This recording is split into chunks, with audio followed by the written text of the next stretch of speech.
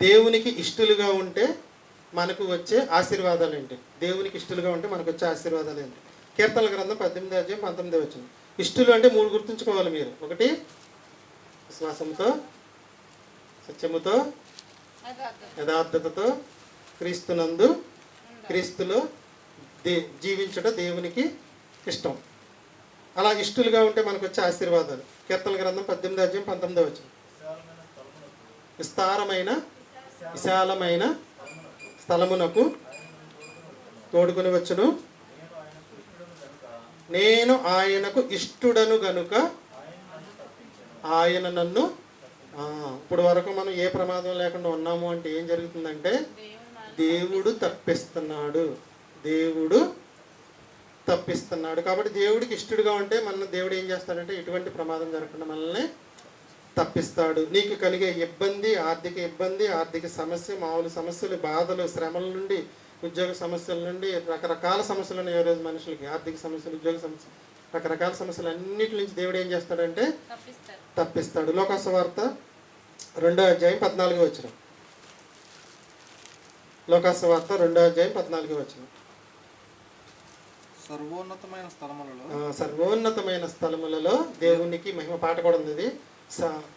ఆయనకిష్టులైన మనుషులకు భూమి మీద సమాధానం. నువ్వు ఏ గొడవలు లేకుండా భూమి మీద సమాధానంగా బతకాలి అంటే కాబట్టి నువ్వు ఆయనకి ఇష్టడుగా ఉంటే, ఒకటి, ఆపదల నుంచి తప్పించబడతావు. రెండోది, ఏ గొడవలు లేకుండా సమాధానంగా నీ జీవితం అనేది ఉంటుంది. మూడోది, రెఫరెన్స్ చూపించట్లేదు మీకు, 4వ పాటలో చూపిస్తాను.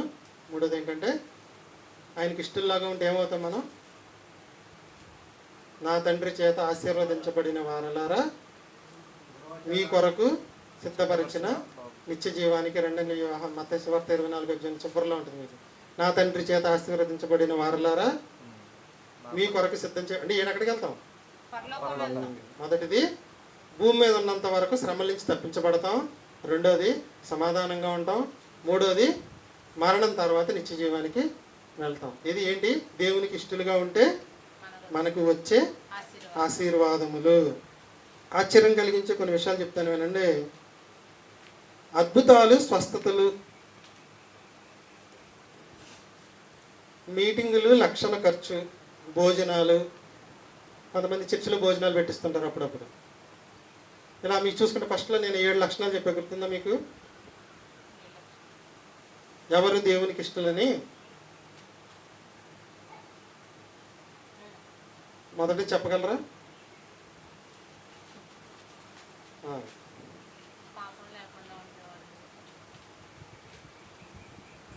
దేవుని పనికి లక్షలు ఖర్చు పెట్టేవారా? ప్రతి ఆదివారం ప్రార్థనకు వచ్చేవాళ్ళ? పాపం చేయని వారా అండి?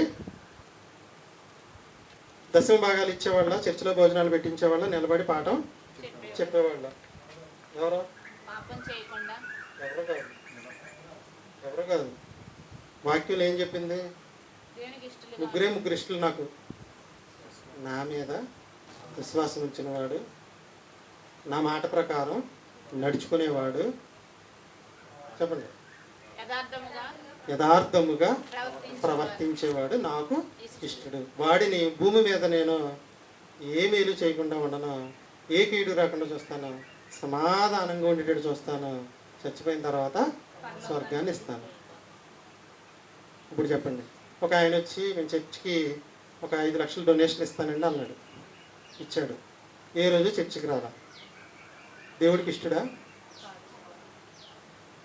ఏదో ఏదో ఏదో చేసేసి జనాలు ఏమనుకుంటున్నారంటే దేవుడికి ఇష్టమైన పని మేము చేసేసాం అనుకుంటున్నారు. ఏది దేవునికి ఇష్టమో ఎలా తెలుస్తుందండి మనకి?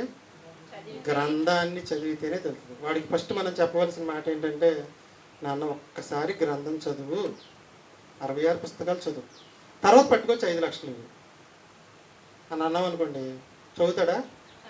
చదవకపోతే తీసుకోవద్దు. ఎందుకు వేస్ట్గా? వాడికి ఉపయోగపడని, వాడు ఆత్మ రక్షించబడిన డబ్బులు అవసరం అండి మనకి. ముందు ఉదాహరణగా చెప్పాను నేను మీకు. ఫస్ట్ మనం చేయవలసింది ఏంటంటే, ముందు ఆత్మను ఏం చేయాలి? రక్షించాలి. కట్టుదిట్టమైన ఏర్పాట్లు చక్కగా బలంగా నిలబెట్టి తర్వాత ముందు కొనసాగించాలి. కానీ అందుకే మిమ్మల్ని అందరినీ ఫోర్స్ చేసి చేసి చేసి పాఠం చెప్పండి అనేది అదే. పాఠం చెప్తే ఏమైందంటే తప్పిపోవడం అనేది జరగదు. వాక్యం చెప్పేవాళ్ళు ఎప్పుడు కూడా తప్పిపోయారు. ఓ చెప్పండి, ఇప్పుడు ఎవరిష్టలు? లేదండి మీరు ఎప్పుడు బహిరంగ మీటింగ్ పెట్టించలేదండి, మీరు దేవుడికి ఇష్టలు కాదండి, ఒక రూపాయి కూడా ఖర్చు పెట్టరండి అంటారా? లక్షలు ఖర్చు పెడతాను. డబ్బులతో దేవుడి పరలోకాన్ని అసలు కొనలేము. అసలు డబ్బులకి దేవుడి పనికి లింకు పెట్టద్దు, డబ్బులకి భోజనాలకి లింకు పెట్టద్దు. నువ్వు విశ్వాసం ఉంచవలసింది దేవుని మీద, నువ్వు నడవవలసింది దేవుని మాట మీద, నువ్వు ప్రవర్తించవలసింది యథార్థంగా. అప్పుడు నువ్వు ఆయనకి ఇష్టడివి. నిన్ను పరలోకానికి రప్పించేది నేను కాదు, మీరు కాదు. ఇక్కడ గుర్తుంచుకోండి, కూర్చున్న వాళ్ళు అందరూ సమానమేనండి. ఇక్కడ వాక్యం చెప్పేవాళ్ళు ఎక్కువ, కూర్చున్న వాళ్ళు తక్కువ అని ఎప్పుడు అనుకోవద్దు. మీకు మనం చెప్పాను, మనం ఆశీర్వాదం పాఠం చెప్పినప్పుడు చెప్పే క్రితం ఆదివారం నైట్ పర సంబంధమైన ప్రతి ఆశీర్వాదం అందరికి ఇచ్చేసాడు. అంటే నాకు కొంచెం, నీకు కొంచెం, నీకు కొంచెం కాదు, అందరికీ సమానంగా. ఇహలోక సంబంధమైన ఆశీర్వాదం మాత్రం అందరికి ఇవ్వాలి. ఇహలోకం అంటే భూలోకంలో మన సంపాదనలు అందరూ ఒక్కొక్కరికి ఒక్కలాగా ఉంటాయి, ఒక్కొక్కరికి ఒక ఉద్యోగం, ఒక్కొక్కరికి ఒక్కొక్కడు. కానీ పర సంబంధమైంది మాత్రం అందరికీ సమానమే. చెప్పేవాడికి, కూర్చున్నవాడికి, తుడిసేవాడికి, ఎత్తేవాడికి, కడిగేవాడికి, వండేవాడికి అందరికి ఒకటే.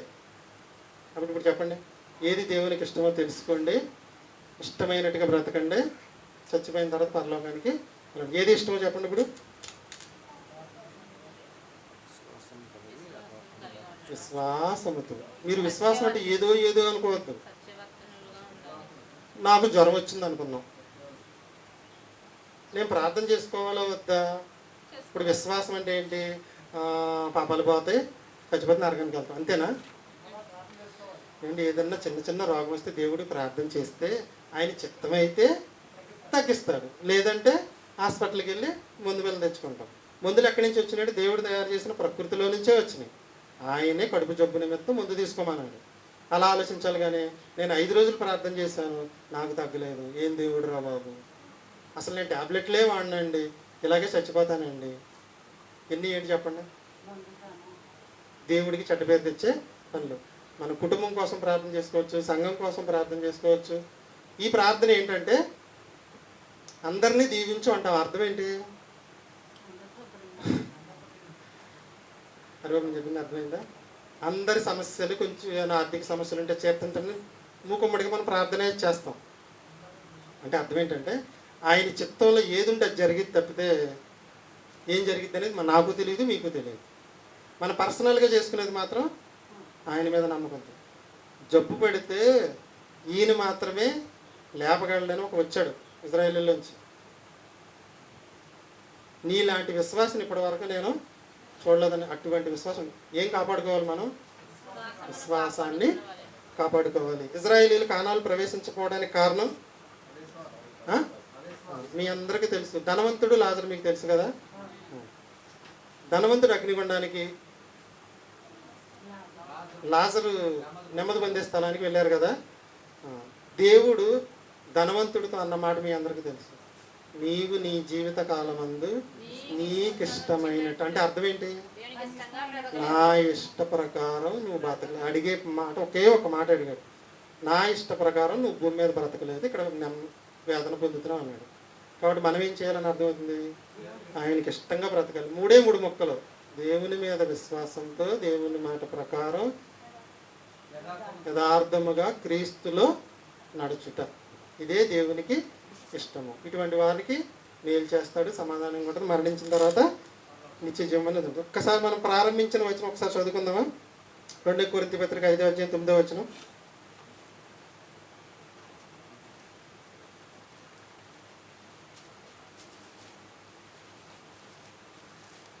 2 కొరింథీ పత్రిక 5వ అధ్యాయం 9వ వచనం. ప్రారంభ వచనం. మనం పాఠం స్టార్ట్ చేసినట్టు ఆయనకి ఇష్టలమై ఉండవలనని 1 కొరింథీ పత్రిక 5వ అధ్యాయం 9వ వచనం. 2 కొరింథీ పత్రిక 1 కొరింథీ పత్రిక సారీ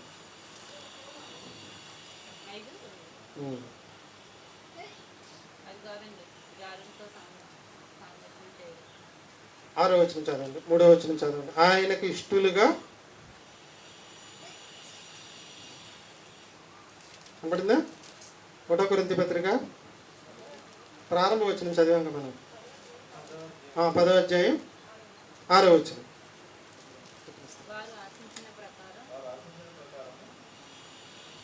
ఆరు కాదండి, ఆయనకి ఇష్టలుగా. వచనం చెప్పు. 5 వచ్చిన, సారీ, 1 కొరింథీ పత్రిక 10వ అధ్యాయం 5వ వచనం. అయితే వారిలో ఎక్కువ మంది, ఇప్పుడున్న క్రైస్తవ ప్రపంచంలో ఎక్కువ మంది దేవునికి ఇష్టలుగా లేరనే విషయం మనకి ఈ పాఠం ద్వారా అర్థమైంది. కాబట్టి ఆ లిస్టులో మనం ఎవరో ఉండకూడదు. ప్రతిరోజు జ్ఞాపకం ఉంచుకోవాలి, దేవుని చిత్తం ఏంటో జ్ఞాపకం ఉంచుకోవాలి, దేవునికి ఇష్టం ఏంటో జ్ఞాపకం ఉంచుకోవాలి. దేవుడికి ఇష్టమైన ఫ్రూట్ యాపిలా దానిమ్మ చెప్పండి? ఆత్మఫలం అంటే దేవుడికి ఇష్టమైన ఫ్రూట్. దేవుడికి ఇష్టమైన ఫ్రూట్ ఏంటి?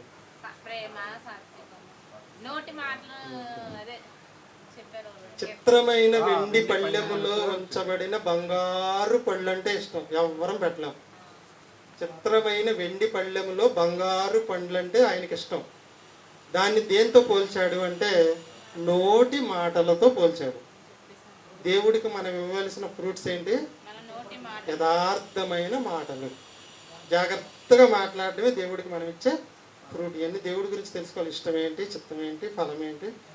ఓకేనా? ఇప్పుడు చదవండి. ఆయనకి ఇష్టలుగా, చదవండి, ఎక్కువ మంది, ఇప్పుడు ప్రస్తుతానికి ఉన్న క్రైస్తవ ప్రపంచంలో ఎక్కువ మంది ఆయనకి ఇష్టలుగా ఉండకుండా ఉంటున్నారు. కాబట్టి కానీ మన వాళ్ళందరూ ఎక్కడ సంహరించబడతారంటే భూమి మీదే. సంహరించబడ్డం అంటే అర్థం ఏంటండి? చనిపోతాం, రోగంతోనో వ్యాధితోనో ప్రమాదవశాత్తు మరణించడం అనేది జరుగుతుంది. కాబట్టి మనం అందరం మన జీవితంలో విశ్వాసంగా ఉందాం. విశ్వాసం అంటే మళ్ళీ గుర్తుంచుకోవాలి మీరు, సత్యవర్తనులుగా ఉందాం, యథార్థంగా ఉందాం. ఇష్టలుగా ఉండడం వల్ల శ్రమని తప్పిస్తాడు, జీవితంలో సమాధం, పరలోకం వస్తుంది. వాక్య ప్రకారం అర్థం చేసుకున్న హానోకు వలె ఇష్టలుగా ఉందాం. వాక్య భావాన్ని అర్థం చేసుకున్నాం. 11:30 అయిందండి, వెళ్ళిపోదాం, ఎండ బాగా ఉంది. కీర్తనలు ఆల్బమ్ 2లో అసహ్యము అనే ఒక సాంగు, అసహ్యులు అనే ఒక సాంగు, హేయులు అనే ఒక సాంగు, ఇష్టులు అనే ఒక సాంగ్, 4 సాంగ్స్ ఉంది. ఇప్పుడు 4 వేస్తే 12 అయిపోద్ది. ఇష్టులు అనే సాంగ్ రాసేసిన సుమారు 5 నెలలు అయిపోతుంది. ఒకసారి పెడతాను. ఇష్టులు అనే సాంగ్ విని రొట్టె ద్రాక్షరసం తీసుకుని వెళ్ళిపోతాం. సాయంకాలం అవకాశం ఉన్నంత వరకు రండి. కొంచెం బాడీలను అలా తీసుకొచ్చి ఇక్కడ కూర్చోబెట్టండి. మీకు దేవుణ్ణి చూపించి ఇంటికి పంపించేస్తాం.